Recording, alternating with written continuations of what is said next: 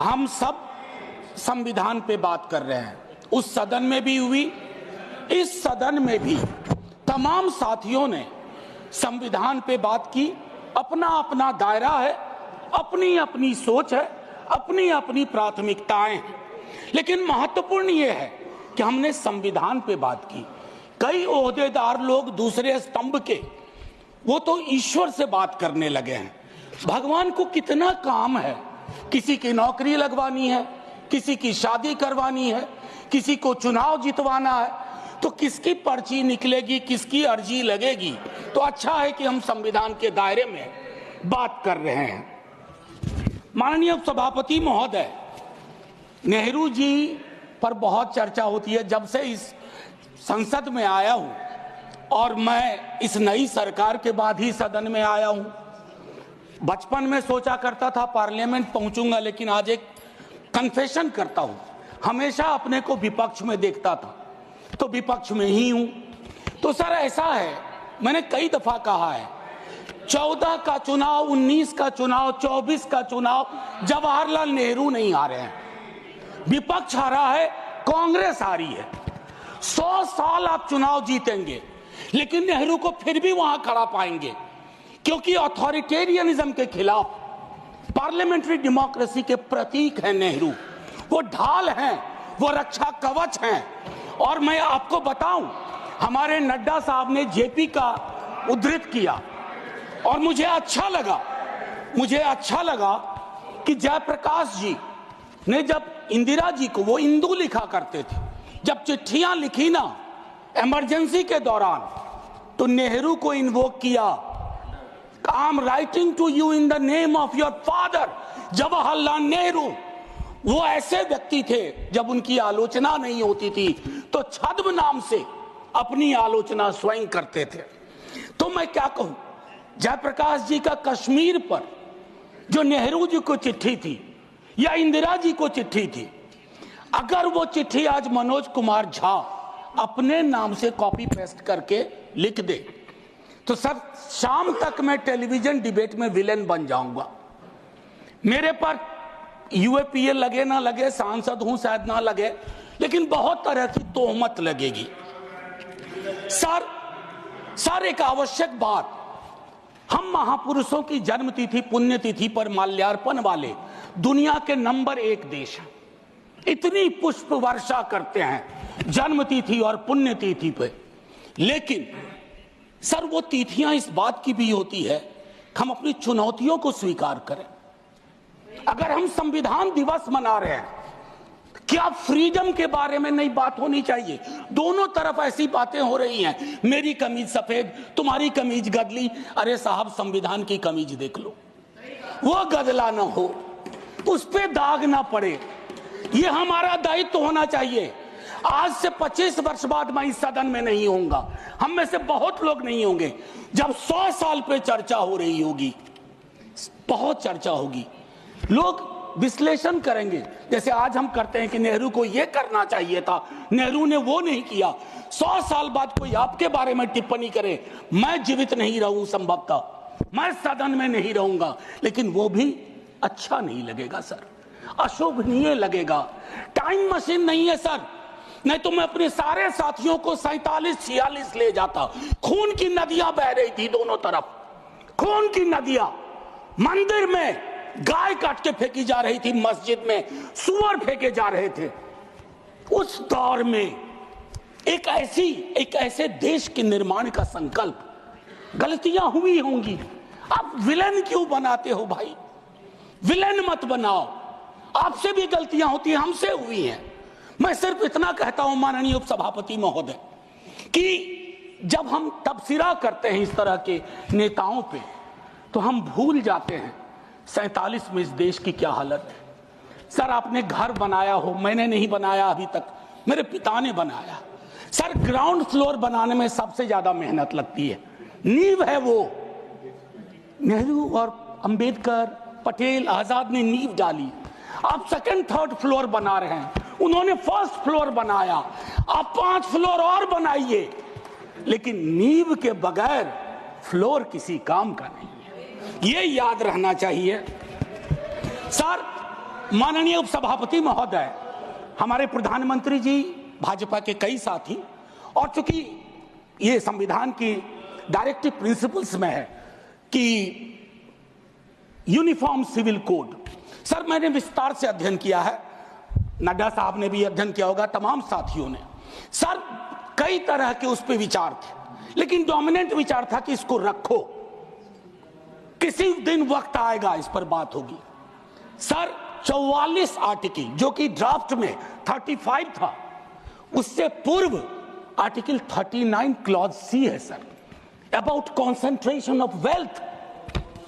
Income inequality का इस देश में जो आलम है, हम टाइम बॉम्ब पे बैठे हुए हैं, टाइम बॉम्ब है ये, और ये सबको इंपैक्ट कर रहा है, ना सिर्फ गरीब मजलूम वर्गों को, मध्यम वर्ग को। अभी हालिया रिपोर्ट आई कि प्रॉफिट मेकिंग कंपनीज, लेकिन उनकी प्रॉफिट का एम्प्लॉय की सैलरी में कोई रिफ्लेक्शन नहीं है सर। रिलेटिव डिप्रीवेशन का जन्म हो रहा है। 44 तक पहुंचिए यूनिफॉर्म सिविल कोड तक, लेकिन रास्ते में एक मील का पत्थर है आर्टिकल 39C। वहां रुकिए, ठहरिए, सोचिए कि इसको, क्योंकि अंबेडकर साहब को आप कोट कर रहे थे सोशलिज्म के बारे में कि वो कहते थे कि वो तो रचा बसा है, सेक्युलरिज्म रचा बसा, मानता हूं, लेकिन उन्होंने नेशनलाइजेशन ऑफ लैंड और इंडस्ट्री की भी बात की थी। मैं उसकी पैरोकारी आज के दौर में नहीं कर रहा हूं, लेकिन ये जरूर कहूंगा कि प्राइवेट प्लेयर्स ऐसे ना हो जाएं कि एक को चादर से ढकने के चक्कर में पूरा देश नग्न सच्चाई से रूबरू होता रहे। ये नहीं होना चाहिए। अब सर मैं एक बात कहता हूं, आज जब मैं यहां बोल रहा हूं, इस देश के किसी न किसी कोने में सीवर से एक आध डेथ हो चुकी होगी, सीवर में उतर करके। खुदाई चल रही है इस देश में, कई जगह खोदे जा रहे हैं। एक खुदाई हम सब सांसद मिलके करें। वो जो सेप्टिक टैंक और सीवर में उतर करके जहरीली गैस से मरने वाले लोग, ये कौन है? ये हम एक हैं तो सेफ हैं में नहीं आते, ये हमारे हिस्सा नहीं है, इसी समाज का हिस्सा है। हाँ, ये अव्वल बात है कि हमारी जातिगत सीधी नुमा पदानुक्रम में वो नीचे आते हैं, उनके उन पर गौर थोड़ा हम कम करते हैं। ये नहीं होना चाहिए। और मैं समझता हूं कि फ्रीडम की जब बात हो तो हम मूल्यांकन करें। फ्रीडम में हाइफन नहीं होता है, फ्री के बाद डॉम नहीं, जैसे जॉर्ज ऑरवेल की किताब में था, all animals are equal but some animals are more equal than others. इस देश में नाम और सरनेम से भी चीजें तय होती हैं। खालिद नाम है, जेल में रहोगे, सुनवाई नहीं होगी। हैदर नाम है, मीरान हैदर, नहीं सुनवाई होगी। इमाम नाम है, सरजिल इमाम, नहीं होगा। गुलफिशा होगी, नहीं होगा। तो ये सारी चीज, एक मिनट आप, मैं मेरा टाइम पॉज कर दीजिए, मेरा टाइम पॉज कर दीजिए, मेरा टाइम पॉज कर दीजिए। मैम चेयरपर्सन, मेरा टाइम पॉज कर दीजिए। मैम मैं सिर्फ इतना कहना चाहता हूं, अभी यहां बोल रहा हूं, मूलवासी बचाओ संघ मंच है छत्तीसगढ़ में, अनलॉफुल बना देते हैं आप। अरे कोई तो तौर तरीका हो। किसान विरोध करे, देशद्रोही है। विद्यार्थी विरोध करें, नौकरी के लिए, नौकरी मांग रहे हैं आपसे, और कुछ तो नौकरी भी नहीं मांग रहे हैं, परीक्षा समय पर कराने की मांग कर रहे हैं। आप कह रहे हो अराजक हैं, नक्सल हैं। ये जो शब्दावली लेकर के, विशेषण लेकर के आप घूमते हैं, इससे थोड़ा बाज आइए। मैं कह रहा हूं ये टेम्पटेशन होता है जब बहुत बड़ी सत्ता होती है, 15वें वर्ष में, 11वें वर्ष में प्रवेश करते हैं, लेकिन उस टेम्पटेशन को रोकना मैच्योरिटी है, परिपक्वता, परिपक्व लीडरशिप की बात होती है। वैकल्पिक विकास की कोई मांग आपसे करेगा तो आप कहोगे नक्सली है। अब मैम चेयरपर्सन, एक और चीज कहना चाहता हूं। मैं पीड़ा साझा करता हूं बांग्लादेश में जो हो रहा है, साझा करता हूं पीड़ा। 71 के बारे में पढ़ा था, अभी देख रहा हूं। लेकिन मैम मैं महात्मा गांधी पर जाना चाहता हूं। नोआखली में जब देश आजादी का जश्न मना रहा था, महात्मा गांधी नोआखली में दर दर भटक रहे थे, restoration of peace and normality. वो दौर था। उन्होंने एक बात कही थी, आज का दक्षिण एशिया है, जिससे पाकिस्तान और बांग्लादेश निकला है, हमें इस बात का स्मरण करना होगा कि हमारी भूमिका सबसे बड़ी है। हम बड़े भाई वाली शब्दावली का इस्तेमाल नहीं करेंगे। We are the largest and the oldest democracy. बाकी में डेमोक्रेसी कैजुअलिटी हुई है पाकिस्तान और बांग्लादेश में, संविधान तक नहीं आया। लेकिन हम अपनी अकलियत के साथ कैसा व्यवहार करते हैं, तो हम कह पाते बांग्लादेश को, learn from us, to Pakistan learn from us, this is how we treat. लेकिन हमारा रिपोर्ट कार्ड अगर उसमें कमियां रहती है, मैं Sit down. Sit down. Sit down. Ma'am, chairperson, my time should be paused. Down. My time should be paused. My time should be paused. My time should be paused. Honorable members. Ma'am, एक चीज मैं एक चीज कहना चाहता हूं। अंबेडकर साहब को कोट किया गया, अंबेडकर साहब को कोट किया गया, और एक मिनट किसी की भावना आहत हुई है तो मैं वापस लेता हूं। It is primarily a mode of, सुनिए, it is primarily a mode of associated living. Democracy is not simply a form of living, form of government. Associated living, कितना इसको अपने जीवन में उतार पाए, ऑफ कॉन्जॉइंट कम्युनिकेटेड एक्सपीरियंस, कितना उतार पाए। जातिगत जनगणना की जब बात होती है तो बट जाते हैं हम। क्यों बट जाते हैं भाई? वर्गीकरण की बात होती है, बिना जनगणना के वर्गीकरण कैसा? एनएफएस के माध्यम से एक नई रवायत का जन्म हो गया है। एक ओबीसी की लिस्ट में क्रीमी लेयर के इंटरप्रिटेशन के लिए आप राज्यों की समकक्षता, इक्विवेलेंस को एक ऑर्डर के माध्यम से छुपा देते हैं। आपका दोष नहीं भी दूंगा, कहूंगा कि अधिकारी वर्ग के अंदर अभी भी वो मानस है कि वो रिप्रेजेंटेशन से परेशान होता है, चिढ़ता है, उसको लगता है ये यहां कहां आ गए। अभी बिहार में सर्वेक्षण हुआ, कई लोगों ने कहा हम तो इतने कम नहीं हो सकते। विजिबिलिटी और न्यूमेरिकल स्ट्रेंथ में फर्क होता है। विजिबल आप इसलिए अपने को समझते हैं ज्यादा कि आप न्यायालय में हैं, आप विद्यालय में हैं, आप सड़क पे हैं, आप चौक पे हैं, आप चौराहे में हैं, तो आपको लगता हम तो बहुत, हमें कम क्यों दिखाया गया? उसके इस रिश्ते को हम सबको समझना होगा। मैम चेयरपर्सन, और जो मैंने कहा conjoint experience and associated living, together with that I'll take you for a minute to what Jawaharlal ji said in the beginning of objective resolution. उन्होंने कहा, और मैं हिंदी में तर्जुमा करता हूं, कि आज जब मैं यहां खड़ा हूं तो 5000 साल का अतीत मेरे सामने खड़ा है। मैं अभिभूत भी हूं, लेकिन मेरी चिंताएं भी हैं। इन चिंताओं और अभिभूत होने के बीच किस तरह के राष्ट्र का हम निर्माण करेंगे इस संविधान सभा के माध्यम से, मैं इस चुनौती को स्वीकार करता हूं अपने साथियों के साथ। और देन ही mentioned oath of tennis court. मैंने इस सदन में एक दिन कहा था कि 1789 के रेवोल्यूशन के बाद जहां से लिबर्टी, इक्वालिटी, फ्रैटर्निटी आया, जवाहरलाल जी ने कहा तब के बादशाह ने वहां कमरे बंद करवा दिए कि कॉन्स्टिट्यूएंट असेंबली नहीं बैठ सकती है। एक कमरे से दूसरा कमरा, दूसरे कमरे से बरामदा, और आखिर में टेनिस कोर्ट में पूरी की पूरी असेंबली बैठी और ओथ लिया। उसको कहते हैं oath of tennis court.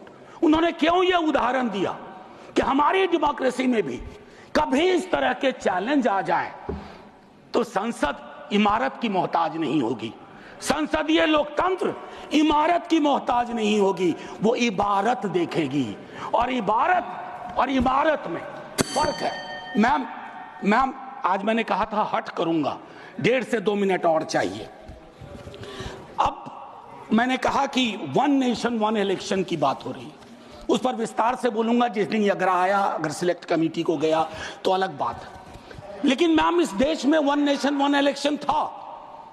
Nadda साहब ने कहा, मैं मानता हूं, कई दफा क्या होता है जब आप कोट करते हैं, हमारी यूनिवर्सिटी में कहते हैं कि सेमी कोलोन के बाद किसी को कोट मत करो, उसको हम लोग कहते हैं पुअर साइटेशन, कि किसी को कोट किया। जैसे आपको उदाहरण के लिए मैम 30 सेकंड में कि मार्क्स ने कहा religion is the opium for masses, ऐसा कभी नहीं कहा मार्क्स ने। वो सेमीकोलन के बाद का एक सेंटेंस था, उन्होंने ये कहा is the Sai of oppressed, लेकिन सेमीकोलन के बाद का उठा करके कहा रहे रिलीजन के तो खिलाफ थे कार्ल मार्क्स। तो उसी तरह से साइटेशन के साथ दिक्कत है। मैं सिर्फ इतना कहना चाहता हूं, वन नेशन की वो साइकिल टूटी थी, वन नेशन वन इलेक्शन की साइकिल 60s मिड 60s में टूटी। आज क्या गारंटी है, हम कैसे अगले चुनाव तक ले जाएंगे? Will it be a proxy governance? Then it won't it undermine the idea of will of the people? मैं समझता हूं कि इस पर विशद चर्चा हो और तभी जाकर के एक बस अभी तो 33 सेकंड लिया है, 1 मिनट और दे दीजिए।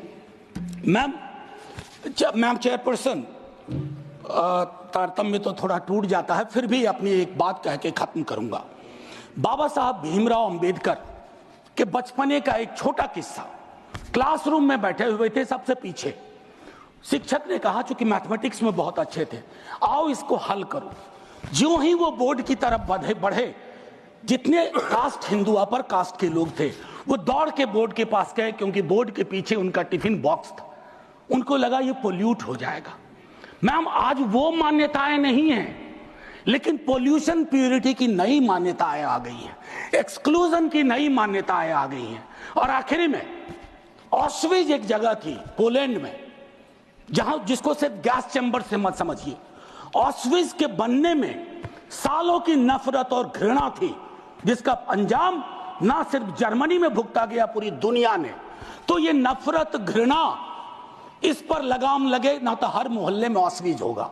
और आखिर में मैम, मैं आज जद पे अगर हूं, निशाने पे, मैं आज जद पे अगर हूं तो बदगुमान न हो, चिराग सबके बुझेंगे, ऐसी हवा किसी की नहीं होती। शुक्रिया मैम, जय हिंद। श्री अब्दुल